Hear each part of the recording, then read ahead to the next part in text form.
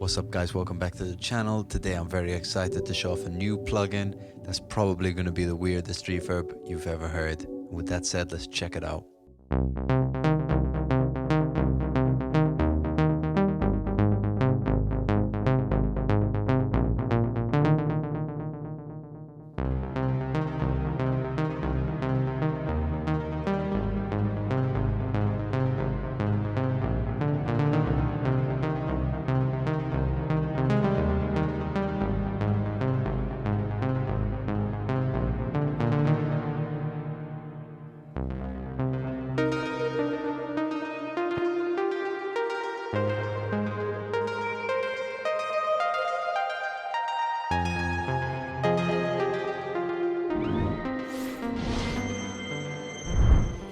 Welcome back to the channel guys, Chris here. So in today's video we're going to be taking a look at Lair. It's the new plugin by Aberrant.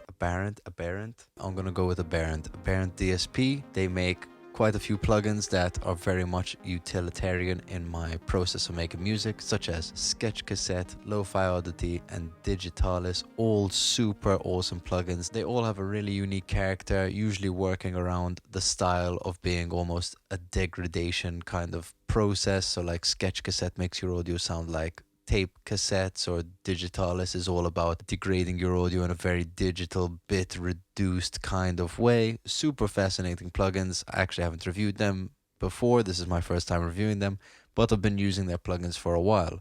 They've just dropped Lair, and classic Aberrant DSP. It's super wild and wacky. It's a reverb in its core, but it does so much more than just being a reverb. As you look at it on the screen now, you can see there might be some familiar controls such as pre-delay, maybe modulation and drive, ducking, release, stuff like this. But it is quite unique in how it displays everything else. I'm just going to open a default preset so we see this is what it looks like when it opens. Just to quickly draw out some of our classic controls that you might be familiar with as a reverb. We've got, this is basically our length here. I'm going to demonstrate this using some piano, synths, that kind of stuff. I was having hassle with my camera, my second camera. So for the sake of the second angle, I'll just put up a little keyboard at the bottom if you want to see what I'm playing. But let me get some headphones on and we'll dive straight into this. And also just a quick reminder, don't forget to hit that like, subscribe and the bell below. All the support really helps. And with that said, let's crack on with the video. So to start this off, I'm going to use a piano sound. I do like demonstrating with the piano because it's just as dry and quite familiar as possible. And then we'll explore some synth sounds. Woo. Starting off with our dry piano, sounds like this. Let's turn this on.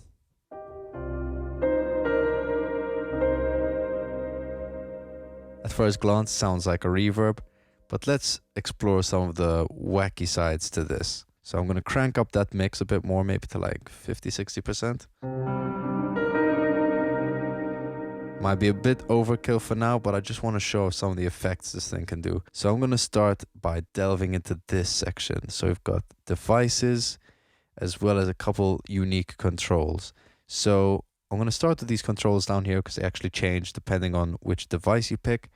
We'll start with volatility, and if I crank this up, you're going to hear a little bit of degradation in the volume, right? So you're going to hear it kind of chop in and out and become a little bit glitchy. I'm going to play that and you'll see what I mean.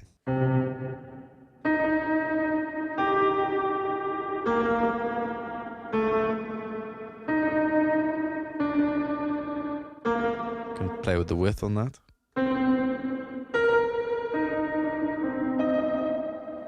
So if I play something,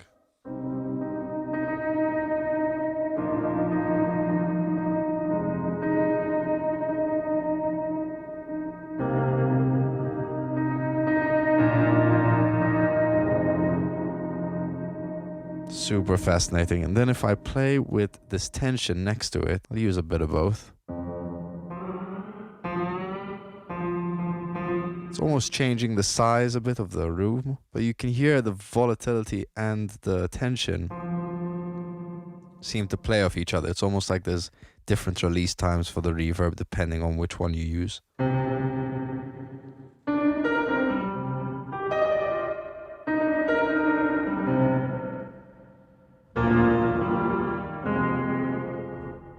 Super wild.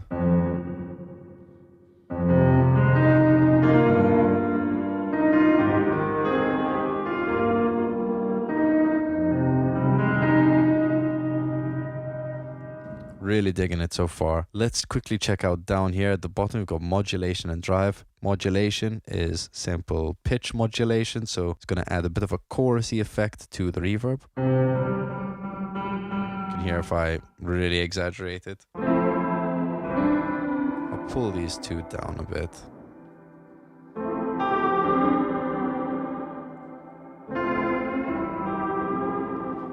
Then we have a couple of different waveforms if you want to change up the character of that modulation.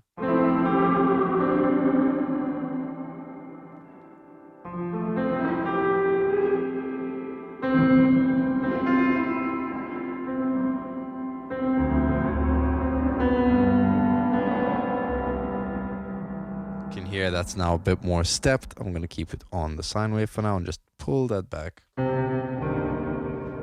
And then we've got the drive. Now this I find super fascinating. If I just start to crank it.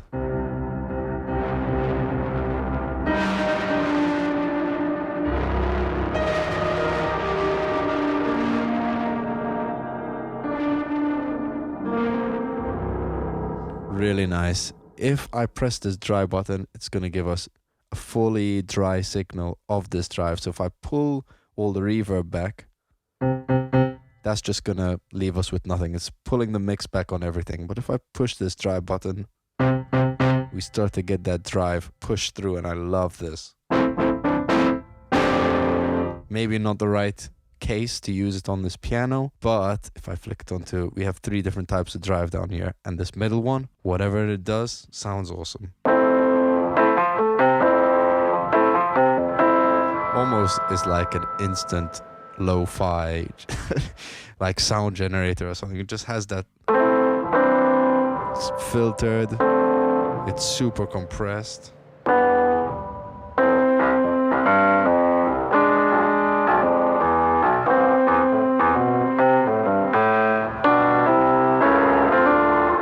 Super compressed, I think, is the majority of it, but really lovely character. And then obviously you can blend that in with the reverb. Pull the mix back slightly.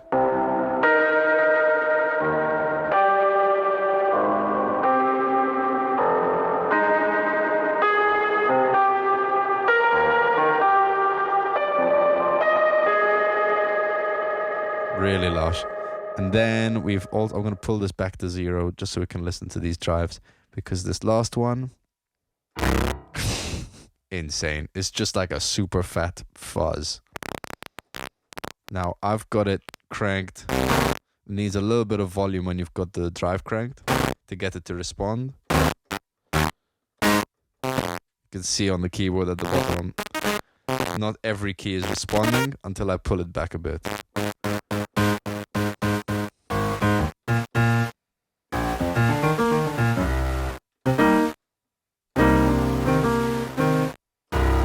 Let's try it with something a bit more appropriate. If I pick maybe some type of synthesizer, what do I have? This is basically a Juno pad, so if you hear it dry, it just sounds like this. Very smooth until...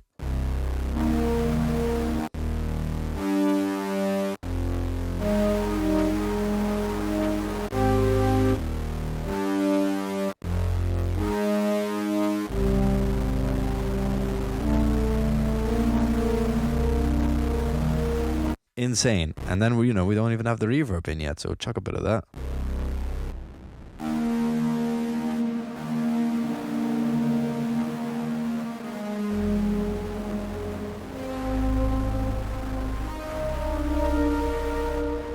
Super intense, but I love it. We can also take off that dry, so we've got it all passing through the reverb.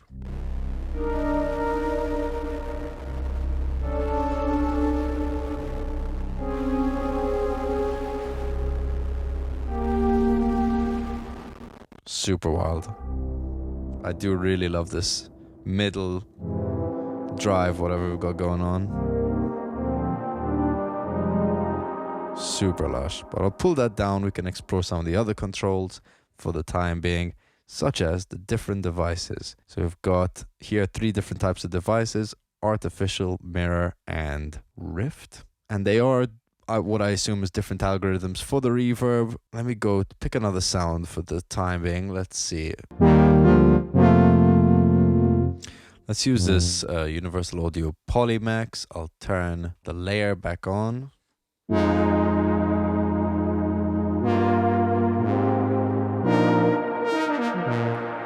And let's check out these different devices. So as you heard there, we are on Artifact. If I change the mirror,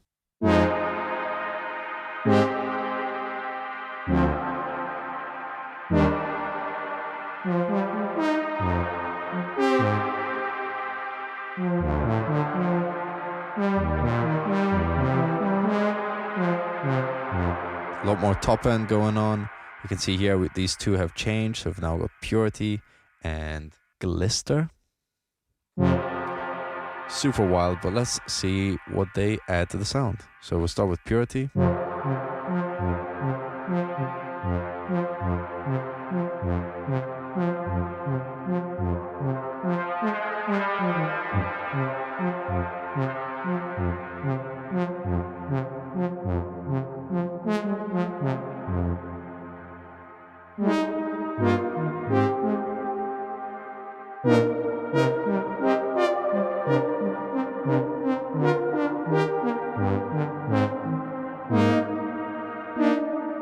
So seems to be like an EQ filtered kind of thing that you can pick where it's focusing this filter sound. So you can have it very open and wide, or you can have it very dark, which is really lush.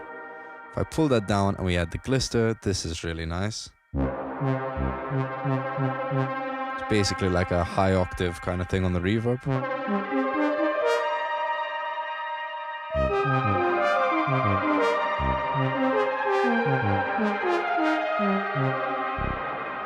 I imagine with some chords this might be quite nice. We'll start it off and I'll crank it up.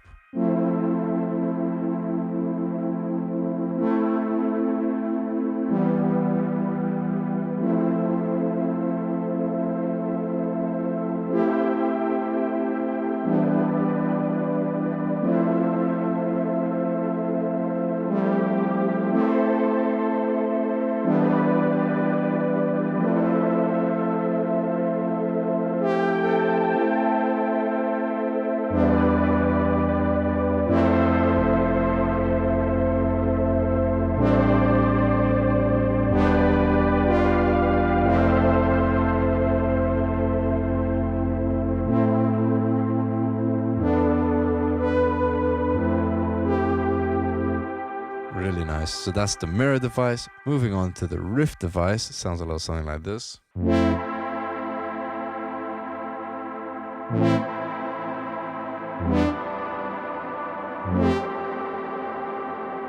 I haven't actually touched any length controls. It's all been the same, but you can hear that they react slightly differently. I guess that's why it's not necessarily labeled in numbers, but more in these symbols. So you can go in and you can pick if you want a shorter reverb tail.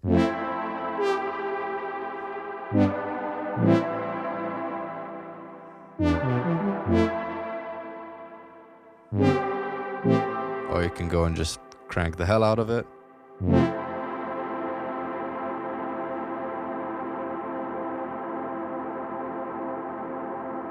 The possibilities are endless. So checking out these two new controls we've got at the bottom, we've got Attunement and Instability. Let's hear what they sound like.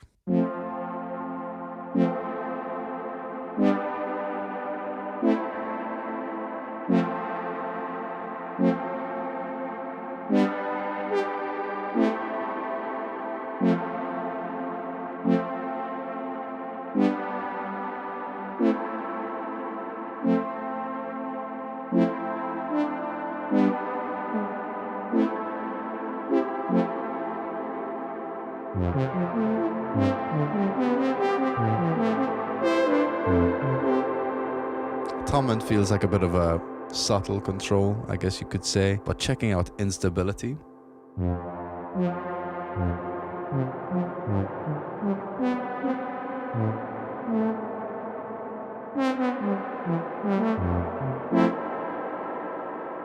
This feels more like it's affecting the reverb.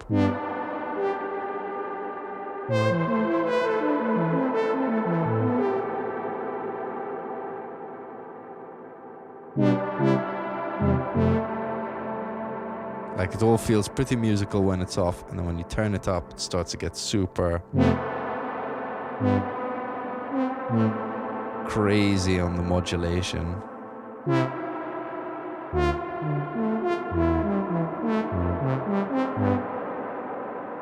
Wow. Okay, and then when you put the attunement with it, starts to really muffle that sound.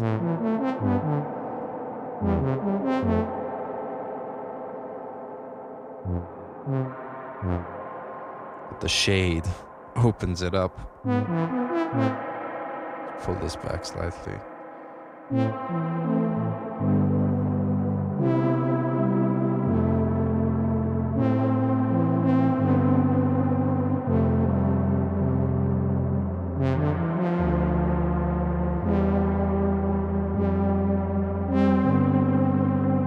Add a bit of drive.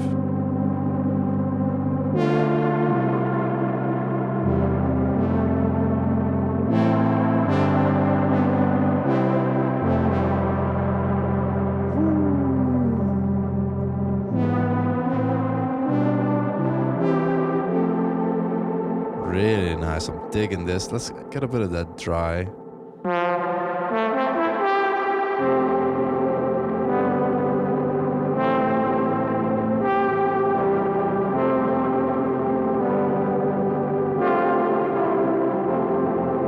Let's try another one of these drive modes.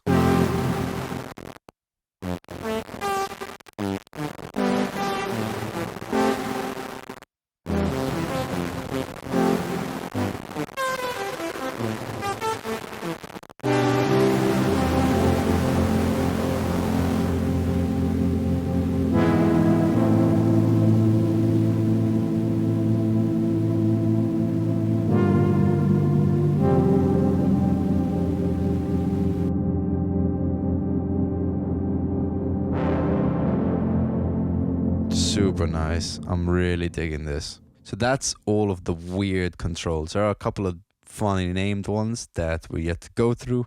So I'm going to chuck this back on Artifact. Nice short reverb. We've got this sparsity up here. Now, the beauty about reverb is if you narrow it down enough, it's like a real lot of delays all playing at the same time.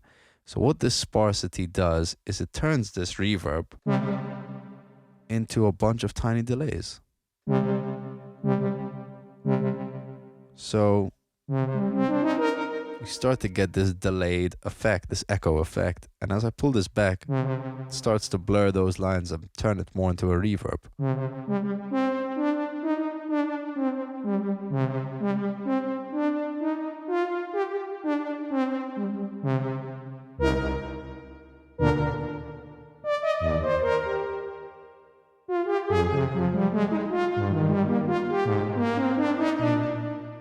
Super nice. Moving on, we've got a pre-delay, pretty standard reverb effect. You can hear it just adds a delay to when the reverb comes in.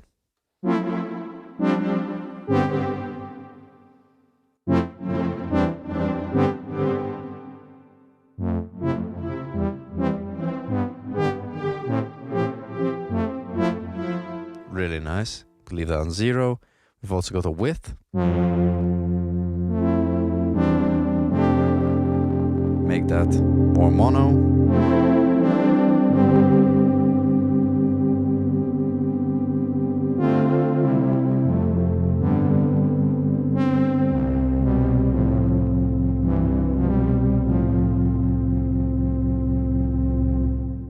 We also have a pan for our dry and our wet sound. So you can have the dry on the left,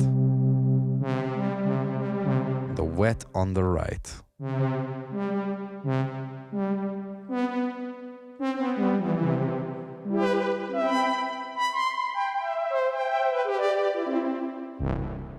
I'm gonna keep those center for now, but you can see that option is there. We also have these dark and light controls at the bottom left. I like to look at this as, I guess, a tone control. I'll crank the mix to full so we're only hearing the reverb, so you can really hear this effect. I'll pull that nice and short, like me. And if I play with this dark mode, you can see we're either adding darkness or removing it. Same with the light, we're either adding top end or removing it to make it a bit more dark.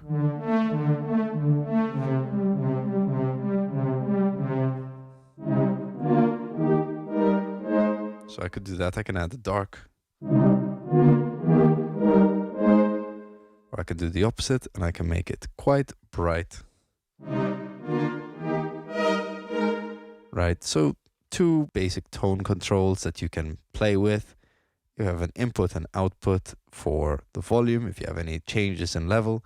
And then last but not least, we've got ducking. Ducking is a very familiar reverb tool nowadays. It's quite common that basically what it does is if you have a long reverb, say like this, but I don't want my dry sound to get smothered by this long reverb. I might actually make it a bit longer for this example.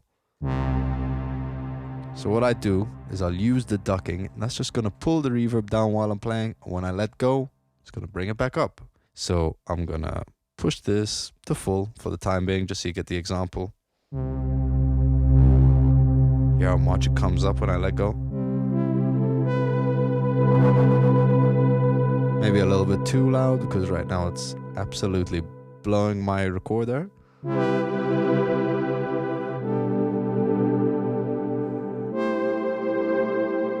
Hear it kind of jump up, and this release here dictates how fast it's going to happen. So if I make it quicker, or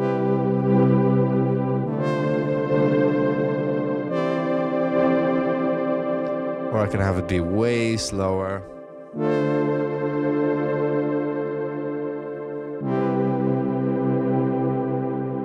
You get the point. So we have this ducking control if you don't want your sound to be too smudged by the reverb. That's basically all the controls. You've seen the video. There you go. That's it. That's as much as I could explain in what the hopefully less than 20 minutes that we've been here.